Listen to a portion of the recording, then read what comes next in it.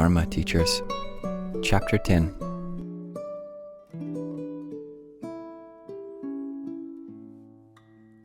Chapter 10 praises those who uphold the Dharma Flower Sutra.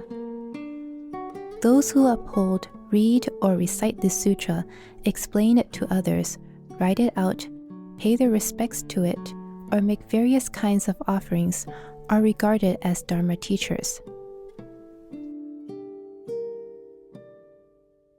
The sutra states that those who are able to hear the sutra are able to skillfully practice the Bodhisattva Path. If living beings who seek the Buddha's path have the chance to see or hear the sutra, and having seen or heard it, then believe, understand, and uphold it, such people are approaching anuttarā samyaksaṃbodhi.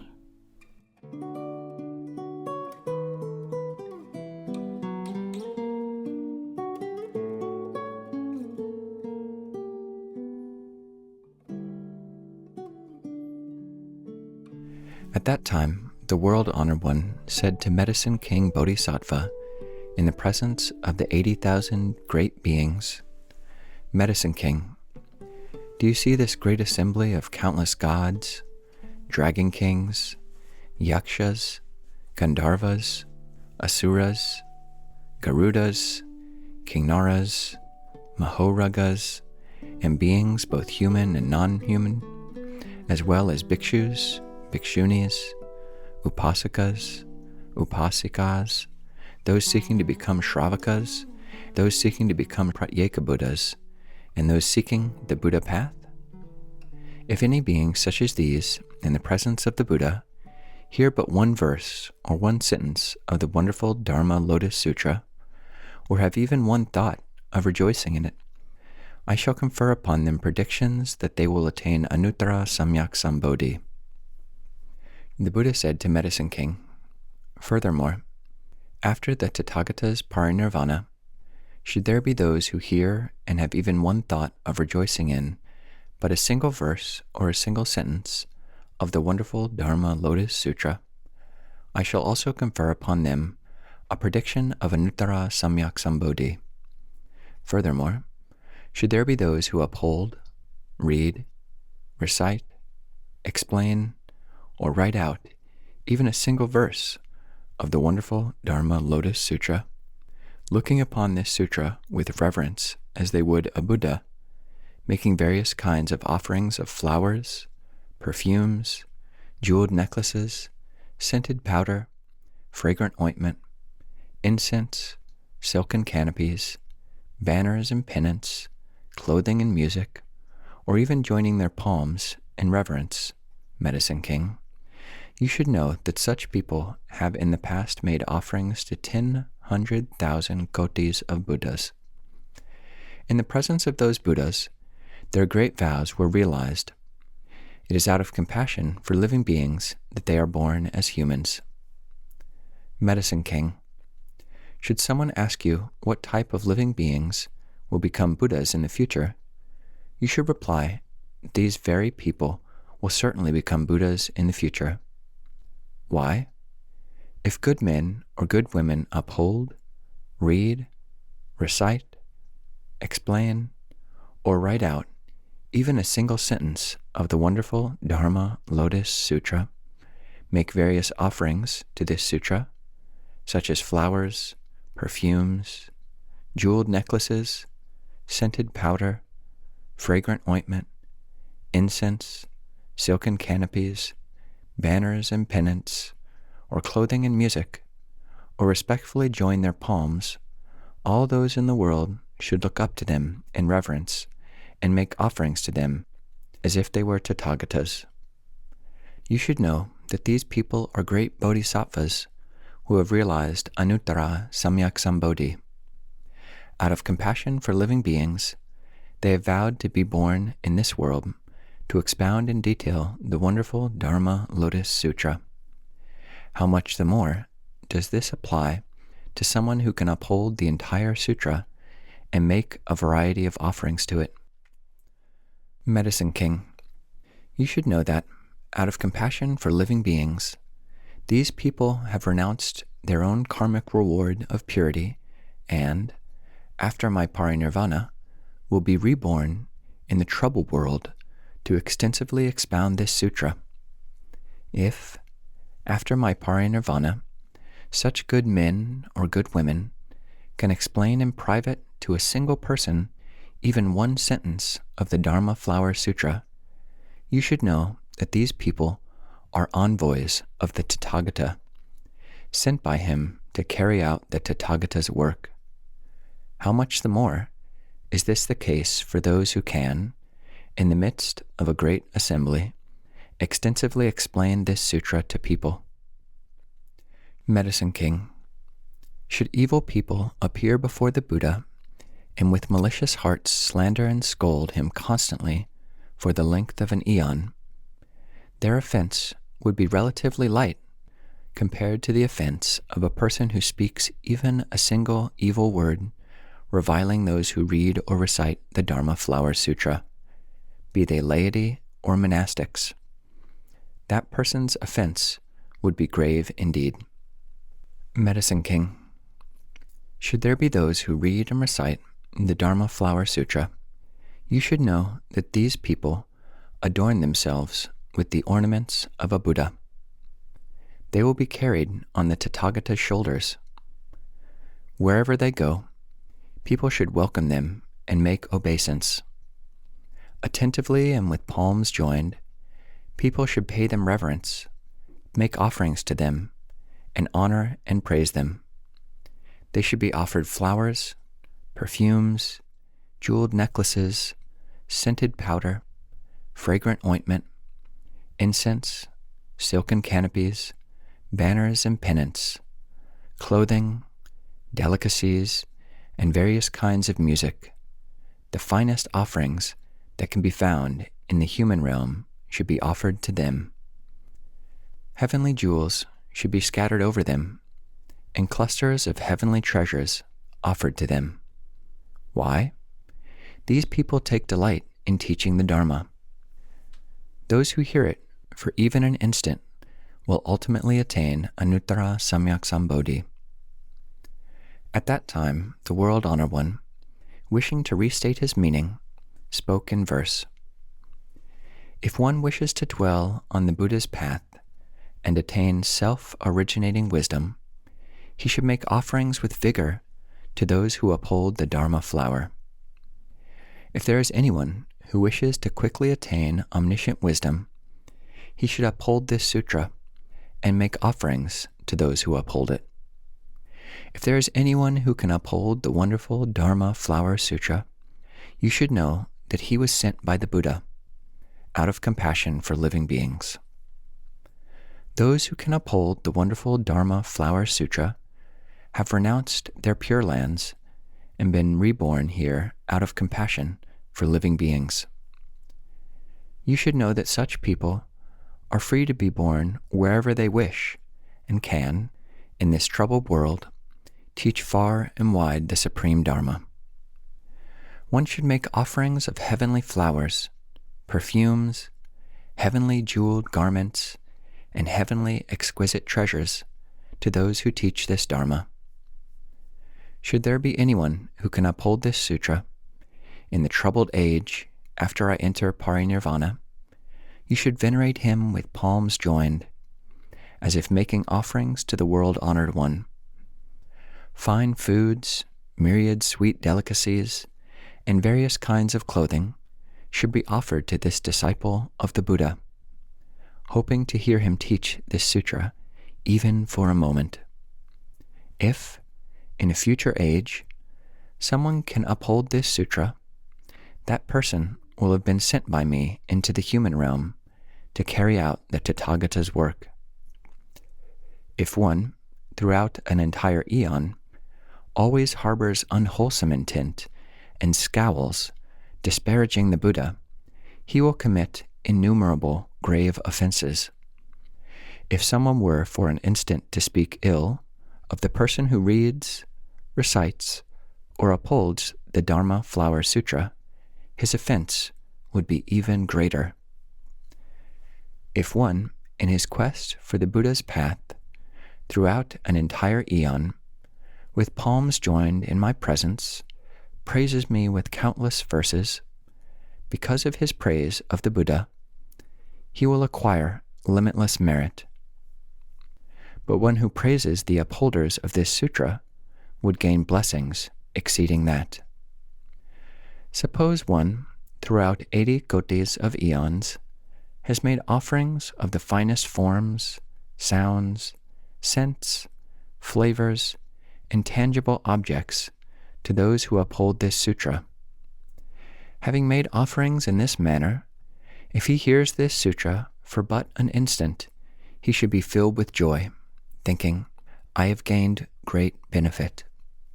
Medicine King, now let me tell you, among all the sutras I have ever taught, the Dharma flower is foremost. At that time, the Buddha spoke again to Bodhisattva Mahasattva, Medicine King, saying, of all the countless tens of millions of kotis of sutras I have taught, am teaching, and will teach, the Dharma Flower Sutra is the most difficult to believe and the most difficult to understand. Medicine King, this sutra is the esoteric and essential treasury of all Buddhas.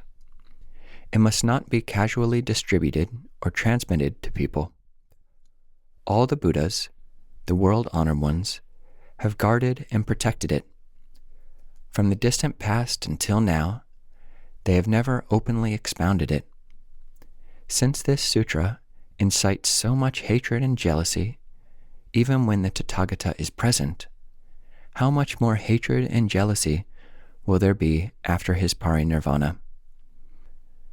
Medicine King, after the parinirvana of the Tathagata, should there be those who can write out, uphold, read, recite, and make offerings to the Dharma Flower Sutra and explain it to others, you should know that the Tathagata will cover them with his robe.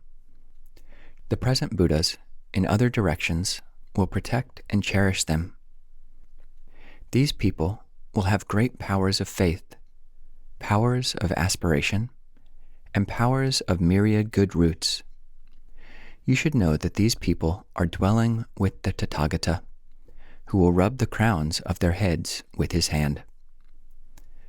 Medicine King, wherever this sutra is taught, read, recited, written out, or just exists, one should build a stupa made of the 7 treasures of great height and width and embellish it with ornaments. It is not necessary to place sharira in it. Why? The complete body of the Tathagata is already in it.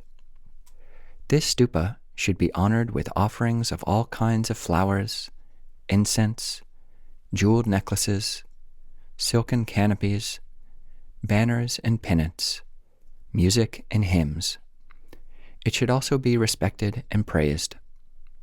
If people see this stupa, bow before it, and make offerings to it, you will know that they are close to anuttarā samyaksaṃbodhi. Medicine King, there are many people who, whether at home or having renounced the home life, practice the Bodhisattva Path. If they are unable to see or hear those who read, recite, write out, uphold, or make offerings to the Dharma Flower Sutra, you should know that these people have not yet perfected the cultivation of the Bodhisattva Path. If there are those who are able to hear this sutra, then they are able to skillfully practice the Bodhisattva Path. If living beings who seek the Buddha's path get to see or hear the Dharma Flower Sutra and, having done so, believe, understand, and uphold it, you should know that these people are approaching anuttarā samyaksaṃbodhi. Medicine King, it is like a person who is thirsty and in need of water. Although he digs for it on a high plain, all he sees is dry earth, and he knows that water is still much deeper. He continues his efforts unceasingly, and eventually sees moist earth, followed by mud. he is then certain that water must be close at hand. The Bodhisattvas are also like this. You should know that those who have neither heard nor understood nor practiced the Dharma Flower Sutra are still far from anuttarā samyaksaṃbodhi. You need to know that those who hear and understand it, think upon it, and practice it are drawing closer to anuttarā samyaksaṃbodhi. Why? All bodhisattvas and the anuttarā samyaksaṃbodhi they attain are encompassed within this sutra. This sutra opens up the provisional approach to reveal the ultimate reality. The treasury of the Dharma Flower Sutra is deep, solid, recondite, far-reaching, and unfathomable. Now the Buddha, in teaching and transforming the bodhisattvas and bringing them to accomplishment, explains it for their sake. Medicine King, if a bodhisattva, upon hearing the Dharma Flower Sutra, is startled, doubtful, or fearful, you should know that he is a newly resolved bodhisattva. If a Shravaka, upon hearing this sutra, is startled, doubtful, or fearful, you should know that he has overbearing pride. Medicine King, if there are good men or good women intending to teach the Dharma Flower Sutra to the fourfold assembly after the parinirvana of the Tathagata, how should they go about it? Those good men or good women should enter the Tathagata's room, put on the Tathagata's robe, sit on the Tathagata's throne, and only then extensively explain this sutra to the fourfold assembly. The Tathagata's room refers to the heart of great compassion towards all living beings. The Tathagata's robe refers to a gentle and forbearing mind, and the Tathagata's throne refers to the emptiness of all phenomena. Well established in these, they will tirelessly and extensively explain this Dharma Flower Sutra to the bodhisattvas and the fourfold assembly. Medicine King, from other lands I shall send conjured people who will gather the populace to listen to their teachings. I shall also conjure up bhikshus, bhikshunis, upasakas, and upasikas to listen to the Dharma they explain. Upon hearing the Dharma, all these conjured people will accept it with faith and comply with it without defiance. If the Dharma speakers dwell in secluded places, I shall send a great number of gods, dragons, ghosts, spirits, Gandharvas, Asuras, and others to listen to them explaining the Dharma. Although I am in other lands, I shall at all times enable the Dharma speakers to see me. Should they forget a single line of the sutra, I shall prompt them, enabling them to give a complete explanation. At that time, the World Honored One, wishing to restate his meaning, spoke in verse. One who wishes to be rid of laxness should listen to this sutra. This sutra cannot be heard easily. Accepting it with faith is also difficult. It is like a person thirsty and in need of water, who digs for it on a high plain and sees only dry, parched earth, knowing that water is still much deeper. Gradually, he sees moist earth and then mud, and knows for sure that water is near. Medicine King, you should know that people who do not hear the Dharma Flower Sutra are very far from the Buddha's wisdom. Should they hear this profound sutra, they will clearly ascertain the nature of the Shravaka Dharma. This sutra is the king of all sutras. You should know that those who hear it and ponder upon it are close to the Buddha's wisdom. If there are those who are to teach this sutra, they should enter the Tathagata's room, put on the Tathagata's robe, and sit on the Tathagata's throne. Fearless in the face of the assembly, they will expound the sutra to them in detail. Great compassion is the Tathagata's room. Gentleness and forbearance are the Tathagata's robe, and the emptiness of all phenomena is the Tathagata's throne. Established in these, they will teach the Dharma. When they expound this sutra, if someone should scold them with harsh words, or attack them with knives, sticks, tiles, or stones, bearing the Buddha in their minds, they would endure it all.